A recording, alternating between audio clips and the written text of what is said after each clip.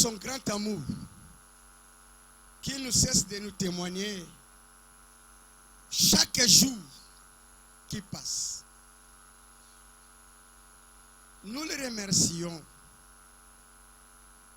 pour son grand amour.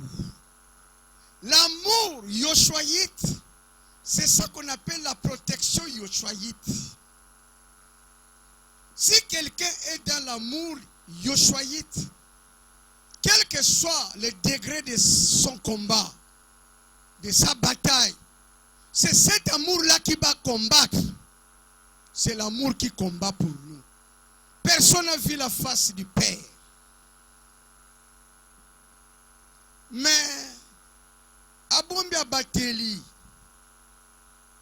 il y a un lobby que le commission chaque le 4 janvier, les autres ont premier anniversaire. Premier anniversaire. L'an 1, la nouvelle génération yoshuaïte, l'an 1, donc premier anniversaire. Diable a yebi loko la kokiote. Quand le fondement n'est pas bon, c'est-à-dire la maison qui sera construite au-dessus, et qu'on s'écroule. Ce qui première année na biso ya yoshuaïsme, ce qui to longa ki yangote, mission na biso esili. Tout ce qu'on fera par la suite, diable sera sous contrôle. Mais abundi c'était la dernière minute. De réussir comme sur le 4 janvier 2022, c'est-à-dire un an, l'an 1, il faut dire seulement merci.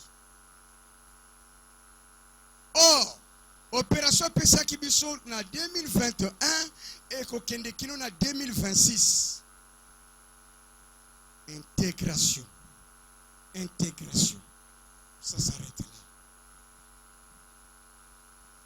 Un bon prédicateur, c'est un homme qui sait prédire. C'est pour cela qu'on l'appelle prédicateur. C'est-à-dire, il est dans le mystère de prédiction. Dans un mystère, il y a ma prédiction. Tout ce que le Seigneur nous demande de dire, de proclamer, il approuve. Ce n'est pas n'importe qui peut demander au Seigneur de faire quelque chose et que le Seigneur fléchit. On a combien d'églises dans ce monde? Tous les églises combien? Mais pourquoi vous opérez sur la makati? Mais vous êtes sous la grâce yoshuaïte. Vous êtes sous la grâce yoshuaïte. Côté la kayo yosate, mais tala que l'eau koni yosha kosala nayo. C'est le message après c'est la moine nabiso, ba memi e ba kenaye, c'est fini pour elle. Balobi que ceux qui bazongi sur ce n'est que pour me servir moi, Yoshua. C'est le même message qu'il m'a donné en 2012. C'est le même message qu'il a donné à Epa. Yaya batino so bakuta na kana bakuya minene wana mission na bango ezala kaka servir Yoshua qui t'a délivré.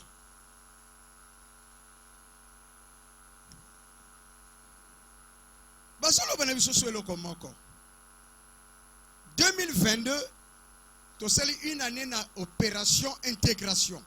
Je crois que na kanisa qui témoignage nanga, je pensais que témoignage na yo et il y a cause en intégration. Comment tu as vécu l'intégration au vivre en Gondengeni? Il y a des gens qui ont quand même vu la main du Seigneur. L'an 1. La possibilité d'intégration spirituelle. Mais il faut simplement dire au Seigneur merci. Merci. D'ailleurs, pendant qu'on est encore là, le Seigneur me fait voir encore d'autres choses. Yangona linga kitok sangana journée ya lelo.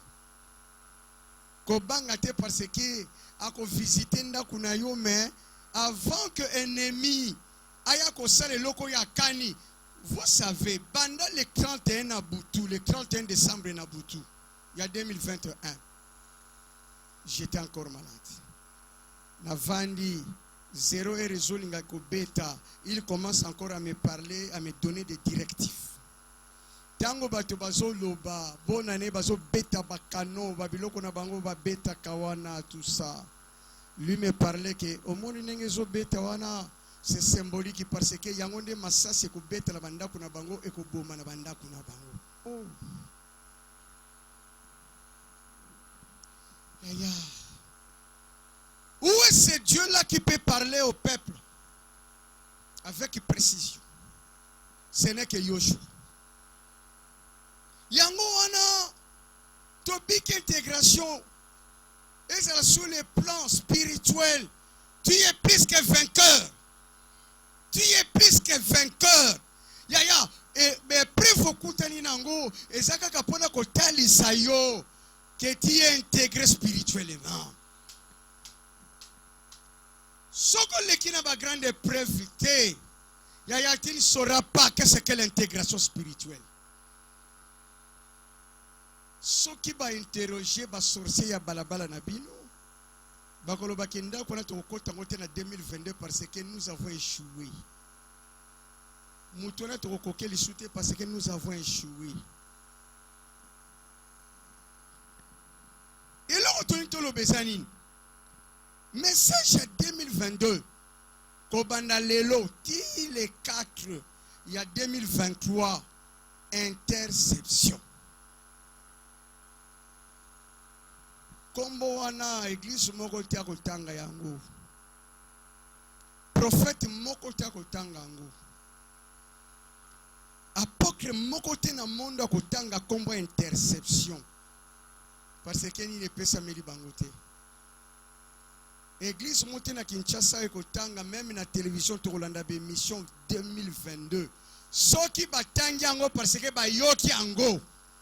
Yango bango bako loba yango mais bako développer yango lokola biso to développer te interception, c'est-à-dire on est au centre, il y a ba réception surtout. On est au centre, c'est-à-dire na ba onde spirituel et ça na nord, na sud, na est, na ouest. Tango ba onde zo tambola na moni comment les gens vont tuer bazo que le bon na sorcellerie na zui bango ndenge bomona kambouteage na moi ndenge bomona ka ba mitu kambouteage na moi exactement ndenge bazo que le teka biso ndenge bazo que le somba biloko na biso ndenge bazo le boto la bana na mabumu ba maman ya. C'est pour cela qu'on te dit, 2022, tu es capable d'être au centre de toutes les zones spirituelles. Ce qui va attaquer, non, tu vas intercepter cela. Interception, c'est quoi? Capturer. Capter. Oko kangangwa fanke koma. Ceux qui va réciter qui kobeta ba masasi mususu, il y a des gens ba beti biso masasi mais basango sika na bisote. Basango sika na bisote. Soko swingolu ko koma 2022, yebaka yango, c'est une occasion pour toi parce que soko continue la même erreur. Yako luka via muninga. Bako intercepter you. Oh la technologie bazana ba missile ba tête nucléaire ya interception avion ko le kalikolo bato baso mona ngote radar ko zwango tout ce que les radars voient minito na aéroport na biso ya Kinshasa qui voit ça à part opérateur wazana kati ya tour de contrôle. Bon, tout va bien accès, on a besoin tambola, besoin de kabiloko. Ne savent pas qu'est-ce qui se passe au juste. Bon, besoin pour nous voyager. Besoin de battre ma solonini, opérateur na tour de contrôle, azanango na pilote. Pilote a l'objet moyen quitté ça parce que nazana panne à moteur. Mais bon, nous sommes à aéroport na scène à piste. ne comprennent absolument rien. Mon mystère place est vendu. Pendant que les gens bazo tambola na balabala na bino, bazo sekabiso, ponanini, babi si réellement ba priaka. Pourquoi ne le voit-il bazo mon abisoté? Ne nous voit-il pas? Bon, nous surtout bazo sala ba jeune ba famille na biso. Bazo sekabiso, mais ba bosana kike, il est un temps pour tout. 2022, on te rendra capable. Si ton père alinga bimelo na butu pona ko attaquer yo, o ko intercepter yi. Bon, moi ne pas cette lobby climat eza mabe na 2022. Même ton propre ami, celui que tu penses qu'aza camarade na yo, aza ami na yo, mais c'est ton ennemi. 2022, tu vas récupérer tous nos ennemis baza proche na biso. Alors que l'homme aura pour ennemi les gens de sa propre maison. Ce qui Yoshua le baki loko wana buchakango kate. Il faut en 2022 que chacun de nous soit capable. Il y a réception. Il y a un message union surtout et la famille va se faire na butu sang il est yolali. Et ça na chaîne sur la télévision et la radio, la station sur kangamakate 24 heures sur 24. Yolali, mais yolali au kangi poste téléviseur na yo. Mais télévision so continue ko sala na ndako voisin. Problème c'est quoi? Centre d'émission c'est la kana na mbinza kuna. E kanga kate yondo ko lemba télévision na yo, o lembi ko tala o kangi télévision. Mais na balabalo elandi bino, basala matanga, ba fongola télévision, basola dans la même émission. Même si ça na bato bakolala ba pongi na bandako na biso, bakolala ba pongi spirituellement, il faut que centre d'émission est sale. Centre d'émission faut ça. Balingi ba commissaire au centre d'émission, c'est-à-dire bakanisa ki okolala yo okolala te.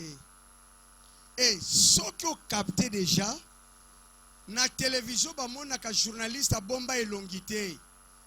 On n'a jamais eu un journaliste à cette émission na cagoule, na masque. C'est la émission à visage découvert. Il ngolo banini.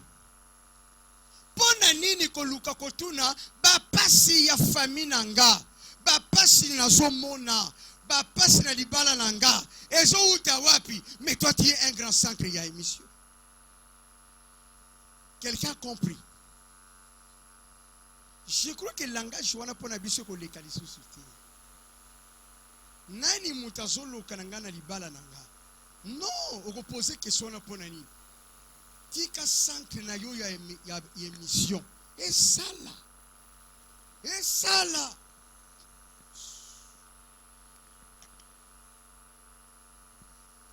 Au moins grandeur na yo. Au moins grandeur na yo, c'est lorsque tu seras capable d'intercepter n'importe qui.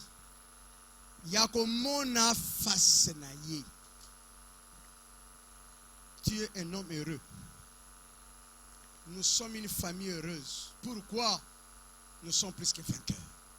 Quand quelqu'un dit que je suis plus que vainqueur, c'est-à-dire, il a de l'assurance que Nengezali awa ngainde la tour de contrôle.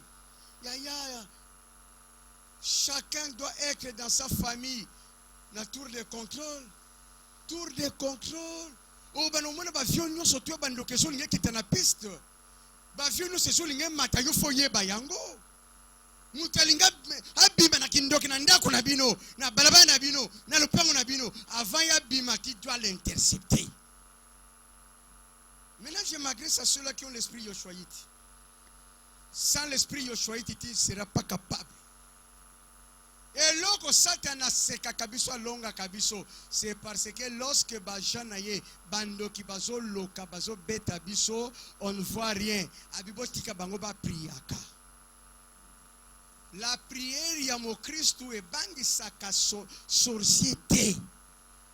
Parce que yemoko salela de ami salela, il s'est fait fabriquer ba prédicateur, baso prophétiser, baso sala ba miracle. Baso bimsa bambongo. Si vous avez prière dans l'anglais. Laisse que cette année 2022, Yaya, oko intercepter nyonso ya yoba kangaki. Pourquoi banganga ba medium baza capable ya koyebiso ndenge zawana bozala kana noko moko kombo na ye tel. Ya yebiote. Comment un médium a compris son combo ya koko na bino? C'est parce que médium wana, devin wana, faux prophète wana, as un esprit, il y a diable. Oh, diable connaît tout le monde. Diable connaît tout le monde. Ce qui ngangaza capable, ok, ko tunae, alors bien volo ba vandanga na yebiso makambo yo yeli aw. Oye parce que bungisi $500. Oye parce que uto kufela mwana no moko ya muke ya mwasi. Oza kotala oza ka yo moko. Oke panganga pe musika na mboka moko ya musika. Mais comment ya bande ko yebiso makambo ya yo? Et comment aujourd'hui l'église ne peut-elle pas être capable ya ko produire bateau baza plus que ba marabout. Bateau baza plus que ba médium. La prophétie dont autres ont besoin, et ça clairvoyance à l'élote. Moutake pa yanga na magie, azui clairvoyance. Abandi ko laksabino na bilamba bolati. Mais akoye akotika la kolaki sayote, esprit oyo e kanga makambo na yo. Yo somona mutake pa yanganga. Nganga yebisiye, monenge zawana. Bongo la gamute. Mabeza yomoko. Nganga sana tanwanati. Nganga pona ye l'essentiel c'est quoi? Pesa mbongo na ye. Ayebisa yo makambo ezo tambola te na vina yo. Yango wana na 2022 biso tokola bongo. Boko tika la ka bongo même si on n'est plus là, on n'est plus dans ce monde ici. A suscité bateau dans un esprit prophétique. Bako banda kozwa ba message. Message bazwa kango par interception. Okoki ko fabriquer message en coloté. C'est pour cela parce qu'on fabriquer te. Interception. Si vous tenez tout mekakotala Jean 4 32 à 35. Jean 4 32 à 35. Balobini, je crois que ça les solo ya Kolo Yoshua. Nabaye kolina ye. Pour gagner du temps, bazwa passage. Alobi nabaye kolina ye. Bolo bakate que dans 4 ans, lelo le tomoni makamba bamvula o kenokuta batu basana météo africaine. Météo ya commune na bango abimika na tongo bo ya tanga classité soka talika likolo abina obimate po mbule kobeti 1 heure après mbule beti mais atanga te eloko ni ne pese mayele wana ye bango neti eloko ni. C'est ça, nous voulons des frères, des sœurs basana météo spirituelle. Aujourd'hui ne sors pas parce que le climat n'est pas bon pour toi. Tu es capable l'église à l'élo. Et puis ça chômage na banganga. Et puis ça chômage na faux prophète. L'élo pas toi qui nous tala ba prophète et pourquoi? Bino ni vous pesa bango musala. Ce qui l'élo église à Yoshua et produit bateau basana capacité yakoyeba météo spirituel yakoyeba temps banganga bakosila bako diminuer ya iloni toinga toloba 2022 chacun de nous sera sous la grâce et il sera plus qu'un médium na famille na yi. Boyebi ke atale to bona na mitema te, il y a de ceux-là auquel nous kuta na azokola meso aloti ndoto ekokisa makakaka. Soka loti ndoto mutakufi na balabala na bango na tongo nango mutakufa na balabala na bango. Mais mwana wana asa prophétessité. Mwana wana asa na ye muteité. Mais parce que environnement na ye asa etiake na capacité ya ko intercepter ba message ya butu. Noko na bino asa ndoki. Mais yo priaka.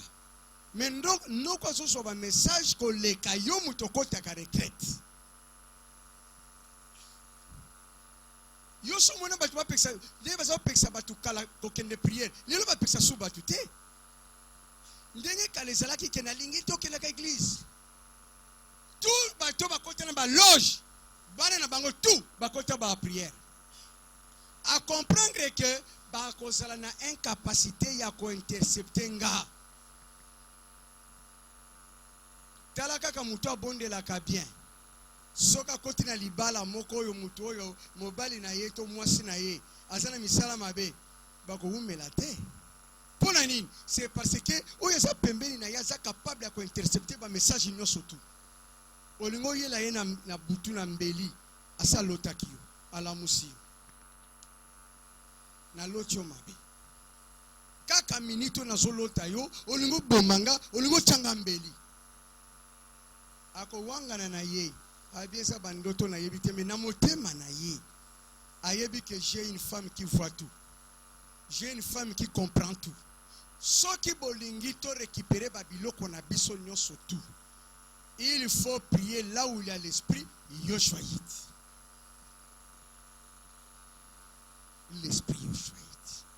C'est pour cela mes bien-aimés, il faut pourquoi interception? Parce que il faut que oyeba makambozo lekana.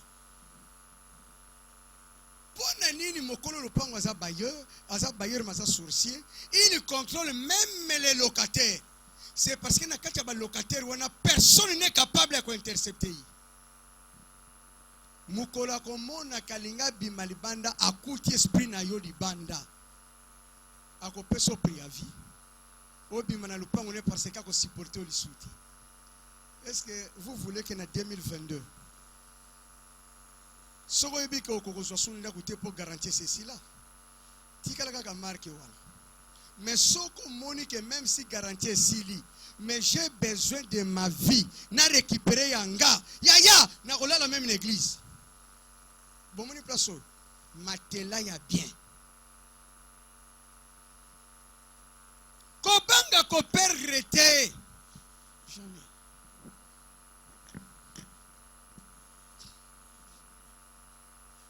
Kobanga ko perdre biloko mokili soki balinga ba komiso capable de intercepter. Est-ce que quelqu'un peut accepter cette charge? Soki na banda ko na biso tozana bana na biso.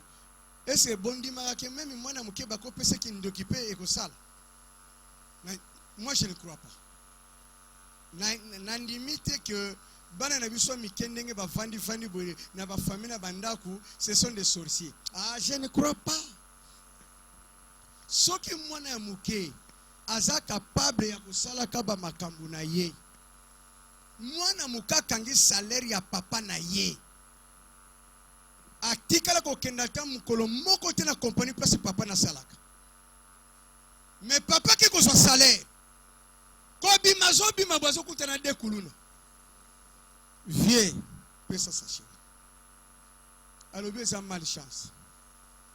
Na kutana na bata boyeka mukolo na so salaire. Mais moi na so sala makamba marque wana. Est-ce que tu comprends? Moi na ya 8 ans, moi na ya 7 ans. Azako kanga salaire ya papa na ye. Et puis baso la lanzala. Et puis ndako wana basekaka lisusu te. Na ndako na bango wana mawa ekota parce que eza na mwana moko boye muta lokaka ndako wana. Je ne crois pas. Je ne crois pas. Banani ba pesa ba nature ba message wana. Ce sont des intercesseurs. Ba prophète, oka prophète penza lobi. Nga soki fina ngezo tambola malamu te. Mwana kasi nanga. Oya vanda na ndako nanga yo muta so lokaka nga. Mwana kasa priaka te. Mais mwana kasa sa ko loka prophète des nations. Est-ce que vous pouvez comprendre ça? Prophète des nations en Koufi, batutu ba sali réunion, babi mwana fa longwa. Yemta bomi musali ankolo. Musali ankolo babomiye na mwana moko ya awa. Yaya libala na ye kufi yoka ye soki libala na nge kufi ezaka ka parce que leki nanga bandaka la linga kape mobali yango te. Mais libala ya muto libala ya sero ekufi wana sero wana fiancé ya apôtre ya ba nation. Apôtre ya ba nation. Fiancé na ye et baby pona leki ya mwasi wana. Mais leki ya mwasi wana chaque fin du mois nous zizi là to akenda kambe ba mangengenge. Yaya comment expliquer yo kengomba oke ko prier ndoki moko boye a réussir yo na vie? Comment expliquer ça? Comment expliquer ça? Bana nanga so bazo tambola bien. Tant que je vivrai, mutako boma bangwa ko salate. A ko salate parce que nako pesa nzela te. Nako pesa te. Même azana kati avion raté sali crash. Batu bakufi yanga ko kufa te. Parce que na pesa nzela te. Bien aimé, t'as l'importance et interception. Pourquoi? Parce que tu dois tout connaître. Pour ne pas marcher dans la famille. Pour ne pas faire casse au kati. Pour ne pas fiancé au changer mususu. Bamona kanini pana yo. Bamona kanini. Or que yo batozano bien, mais bato baza pembeni. Ba komisa lokola marionnette. Ba manipula kayo, ba chaka na kati ya bomo na yo elongine so bango balingi. Cette année-ci 2022 eza année oyo muto ya mesana koloka yo tangu tozonga wa okendo kuta zolela otuli enini abina zoka bien te menatika ki yo bien ona zoka penza bien te yaya oyebi loi ya nature hein? C'est le positif et le négatif. Ma bolingi ba sala yote yope ko sala moninga te. Lokola ba bandi biso mabe. Eza normal. Sikoyo ekozonga kaka mabe. Pona nini? Lobi te. Lelo kaka leto zo bimao. Butu ya lelo. Tika bangone baganga ki bona ne wana babosa na kike le kake na butu tout peut changer. Tout peut changer. Basali renwe ki ndoki ba bloquer makamuna bino. Bona ne boka batu baganga na butu ezate bona ne esengo. Yo mona bi bona ne mobimbeza kaya kindumba na kolangwa masanga. Wana bona ne même ozala kamwana malamu fo beba mukolo wana. Wana bonane, c'est-à-dire bazo sepela ndenge bazui ba client ya sika. Poni na mapango ke lokuta batutu basalaka ataza na mbote fa defa. Il faut sala bonane na lupangu na ye, bonane na ndaku na ye. Or bino bazo kalisation sepela bonane, bonane te. Azo sepela ndenge mbulu ako beta yo. Quelqu'un a compris?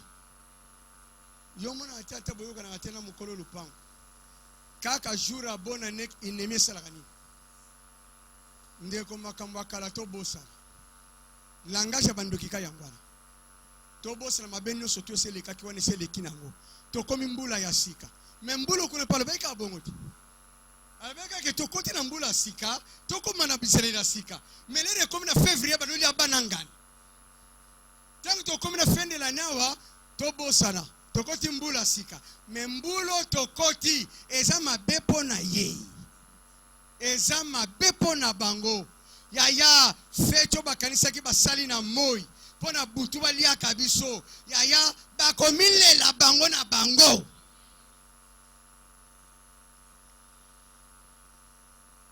Je crois que tu dois tout connaître. Connaître le monde spirituel. Pourquoi l'interception? Oh. Pour une interception, chacun de nous doit connaître votre grec. Je t'en supplie. Et sengonanga. Et sengonanga. Oh yeba, pourquoi tu es ce que toi tu es aujourd'hui? Yeba. Yeba yango. Pendant que baso kangelo mwana suki ya bien. Pendant que baso kanga suki ya kitoko. Suki ya bien. Pendant que baso sale la mwana na yo.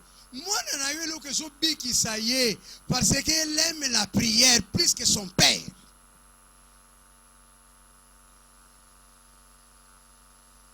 Vous avez vu le programme qu'on a fait en 2021? Vous avez vu mes coloniaux surtout on est l'embissio? Nous avons vu qu'à partir de prière à bébé na yo. Nous sommes yo kakawa ayebi yango. Azo yebi sa maman na bango faza na prière. Maman na bango so pas so ka prière za mutungisa bébé wana.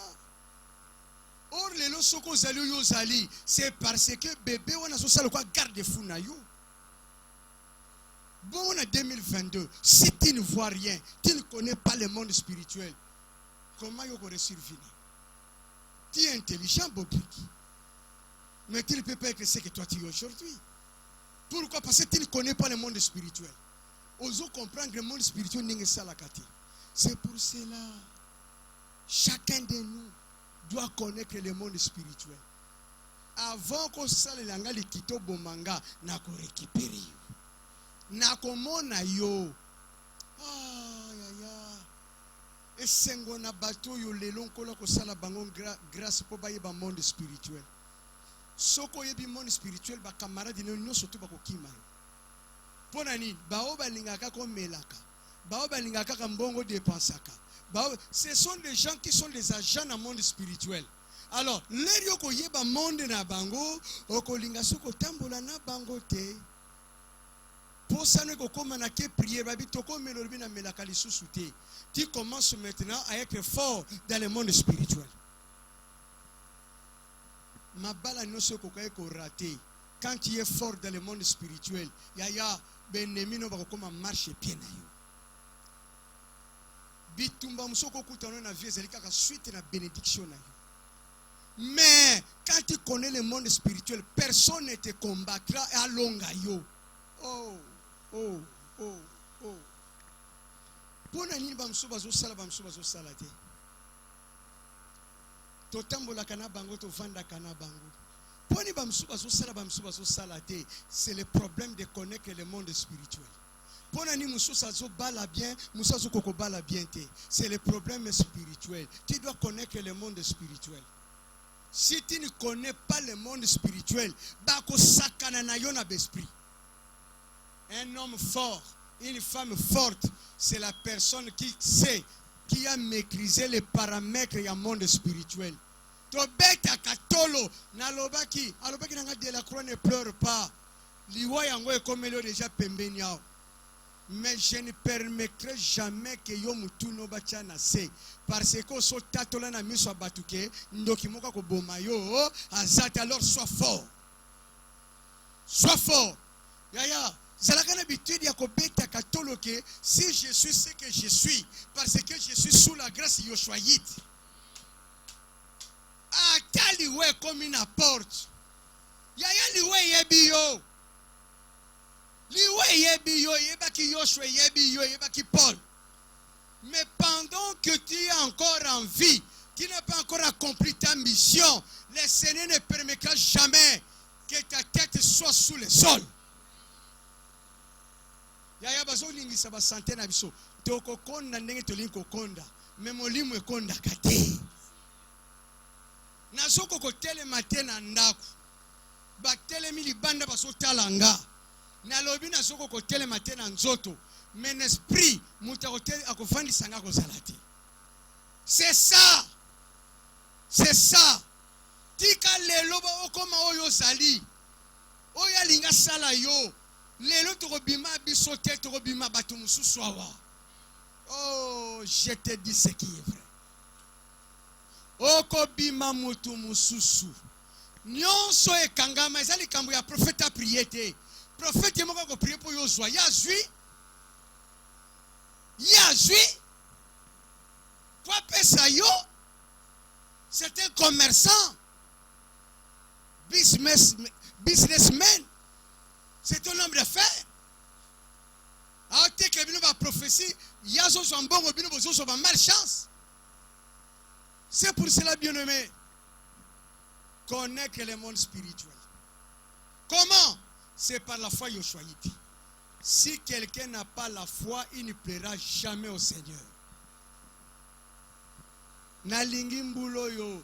J'ai béni le Seigneur pour 2021 parce que intégration professionnelle, je vis ça de mes yeux. Lelo na moni na bana mike ko kene ko zwambongo na maboko abatuto na bank. Nga banda na botama. Tina komi boe nanu bafutanga na banki te. Parce que na komi na 62 hein. Le 4 février j'aurai 62 ans. Bafutanga na banki tenga l'état yebikati. Ma pesanga diplôme à l'état, mais diplôme on est contacté. Oh, ce qu'il voudrait. Tika noto ko banda, tu dois faire plus que tu as fait. Tu dois faire plus que tu as déjà fait. Ne te décourage pas, tiens-toi debout. Continue, perce. Percer. Nalobi percer. Ce qui arrivera dans ta vie, c'est la volonté Yoshua qu'on appelle miracle. Miracle, c'est la volonté du Seigneur. Yangoana, alobi, sans la foi, il est impossible de plaire au Seigneur. Sans la foi. Est-ce qu'on peut déjà voir la foi? Est-ce qu'on peut déjà voir la foi? Foi Lingoloba accepte ce que le Seigneur a dit. Sans que nous ne bandité. C'est-à-dire tu dois monter au-dessus de toutes les barrières démoniaques. Au sol lobby que je suis plus que vainqueur. Yaya beta tolo que vous a plus que Yoshuaït. Beta kayango. Beta kayango. Les locaux comme occasion de chita batebele mukolo somba brouette. Monde de ténèbres katako sombata brouette tena vina yo. N'interception déjà. Tout est ouvert. Oko somba moto na volonté na yote. Mais le Seigneur va favoriser une occasion. Yaya aneo yo. Tita sera dans la cour des grands. Dans la cour des grands en 2022. Makambo lingaki salama na 23. Bakor benda yango. Et zonga na 2022. Ah, je pensais que tu voyais quelque chose. Je pensais que tu voyais quelque chose. 2022. Nako zwa musala. Oh, nako zwa salaire à bien. 2022. Le Seigneur a ajouté les choses sur ma fiançailles et mariage. Na lobe za makamba minene. Muta ko arrêter yo akozalate. Parce que tu deviens centre ya émission. Tata moi ça nga cancelo mabe déjà na bouton no soloti. Et puis on lote ka pamba te o soloto zo fuka misaye. Tata moi so ko fuka mapoko lala awa. jusqu'à ce que nous repèsons ordre na tongo lamuka. Il faut pas comme ça biso babtu moko compliqué.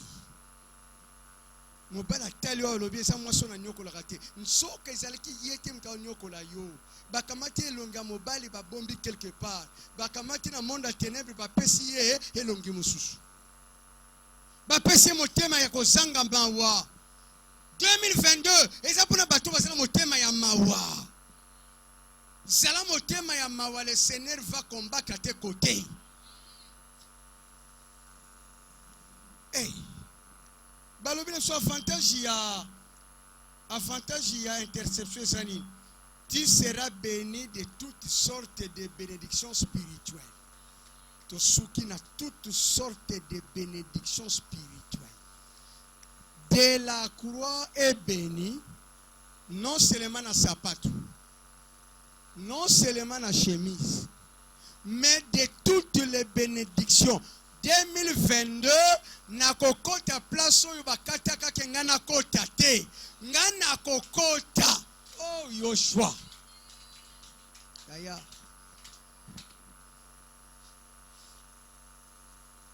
tala pa tozo ke nosukisa pona mokolo ya lelo tozo ke nosukisa j'entrerai Esther à lobby priez pour moi. Même le roi Pessingan Zelatena Kendukomona ye. Mais grâce à vos prières, j'entrerai chez le roi. Yaya, tu as le pouvoir de dominer, non? Tu as le pouvoir de dominer. Kolembakate na viso osa lelo kwa bien. Aneoyo, continue dans tes démarches. Tu ne seras plus la même personne. Parce qu'un noyo na balabala bakata ke ozanga elamba, ozanga moto, ozanga mutuka, ozanga libala, batika yo bongo. Lelo na pokwa lero zonga, plaso batikela kayo, bazokuta bana na baonde bafandi wana.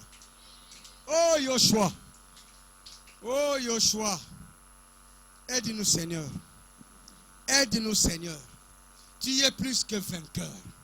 Tu es une grande personne. Je te dis, respecte la doctrine yoshuaïte et tu es une grande personnalité. Quelqu'un a besoin de voir un DG? Prokis, tu as besoin de voir un DG Nabino? Ou comment on a eu? Semeno tozo banda musala ou. Lobana batu, j'ai besoin de parler avec le DG. Bakotuna pourquoi lobi mais je suis un être humain. Aza mutuloko langa. Azalaki bébé à côté classe à Silisi à Musala. Ba mon était ponani. Je voudrais parler avec lui. Le monde soit balobi que ça y a ba courageux mais biso to lobi que la réussite c'est au Yoshuaïte. Ya ba Yoshuaïte par la foi.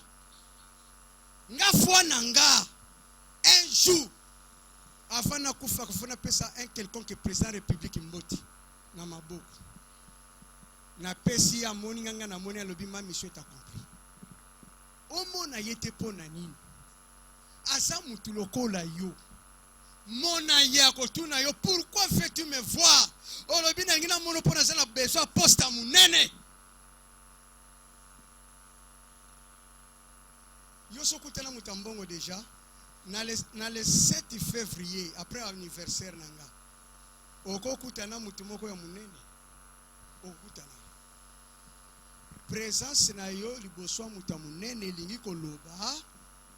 Porte na yo fongwami, demande ce que toi tu voudras et tu l'auras par la foi. Et pesa meli batu nyonso tuté. Ba misusu bavana na batu minene bazonga kaka ndenge bakendaki.